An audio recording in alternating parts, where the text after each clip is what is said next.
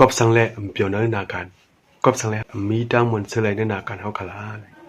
เนื้อกาปันตัวเหล่านั้นเนี่ยอ่อนกันข้างป้องกันมาว่าลองเปียวเนื้อนาการลองมีดังซื้อเนื้อนาการเลยจังกันตัวเจ้าเก่า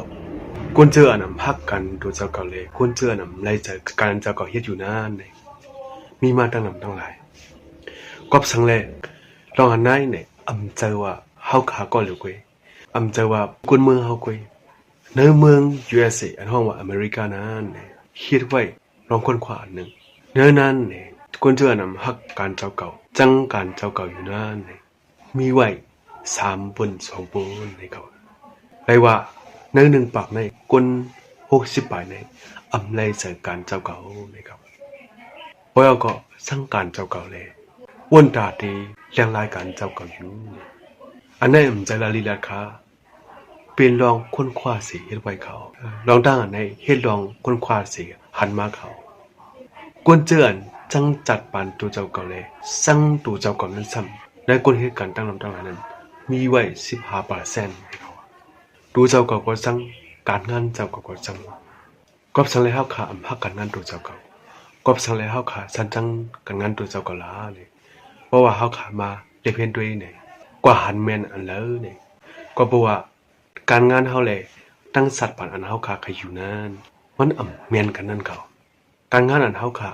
ไล่เจออันเฮาขาใครเฮ็ดเลยอันเฮาขาเลยเฮ็ดอยู่นั่นมันงำแม่นดังกันนั่นเขาเพราะว่าละซื่อๆก็เนี่ยสัตว์ปานเฮาขาใครอยู่เมียวหนึ่งการงานเฮาขาซ้ำเป็นไว้เมียวหนึ่งนั่นเขาก็เพิ่นนั่นแหละคนเฮาขาในเนี่ยเปียวเนนากันมีดังซื้อเลยเนื้อนากันอันเจ้าเก่าเลยเฮ็ดนั่นยาวค่ะเพราะเอาได้เลยล่ะว่าจะมือก็เล็กเฮาขาใครเฮ็ดสังเนี่ยเฮาขามีขับหมายมันว่าเอาความมันเก็ตว่าเนี่ยเด้ได้เลยว่า career planning เนี่ยนั่นเขาเพราะว่าเจ้าเก่ายาวเฮียนยาวเพราะว่าเจ้าเก่าสุดเฮียนยาวเลยจมคู่ยาวเนี่ยเจ้าเก่าเตเหตุการณ์เมื่อไหร่เจ้าเก่าเตเหตุการณ์ดีแล้วสัตว์ปันเจ้าเก่าห้ามใครอยู่เสื่อหือเนี่ยเจ้าเก่าต้วนวนมานั่นเขาลองอันไหนเป็นลองอันดออย่างที่ครับเพราะว่าถามคนกำนำคนเจออันจังการงานเจ้าเก่าคนเจออันมีทางซื้อเจอเนื้อนาการนั่นคนเจออันจันจังการงานโดยเจ้าเก่านั่นเนี่ยเพราะเขาขามาถามเขาเนี่ยเขาดึงหูลีว่าเขาใครเฮ็ดสั่งในนั้นเขากำไรเขาสามารถเลียเพียนด้วยคนเจออันภาคการงานเจ้าเก่านั้นรู้เป็นคนเจอคาราเนี่ยคนเจอนั้นซ้ำเนี่ยวาสนาเขามีสั่งพอจัดปันเขาเนี่ยเขาเคยอยู่ปุงจำเสื่อในเขาหู้มาลิลิเขาตาดีเลยเหตุการณ์อันเขาเก็บตาดีเลยเหตุการณ์อันเขาเลยเจอเพื่อก็นั่นคือดีอยู่เลยสัตว์พันอันเขาเลยเจอเลยแล้วอันเขาเคยอยู่เศร้านานสัตว์พันอันเขาเคยเลยเคยมีนานเนี่ยเขาคัดเจอมาเฮาเมียนตั้งจัดปันเขานั้นเขาเพื่อก็เนี่ยเขามีขับใหม่สิเฮ็ดสั่งมาลอยๆนั่นเขาคนเจออันฮักกันนั้นโดยสังก่อนงานเนี่ยพอเขาขามาเลยเพี้ยนเนี่ยเขาขาดที่ไรหันการงานอันเขาคิดนั้นมันเป็นวาสนาเขา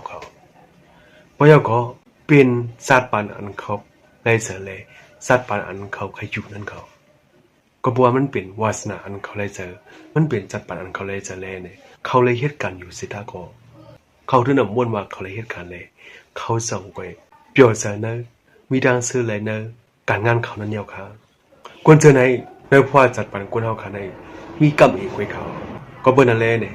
เฮาขาส่งไปหาอยากนั้นเดียวค่ะเอาค่ะวิดีโอในเดมีหนังไว้ค่ะจุ่มยำมาวิดีโอในเดมีปานิตาโอ้ยก็ขอพี่น้องเขาอยู่ค่ะยันจะมันไปห้างด้วยสักค่ะอ๋อเปิดทุกวันวิดีโอมาแทนค่ะมาส่งค่ะ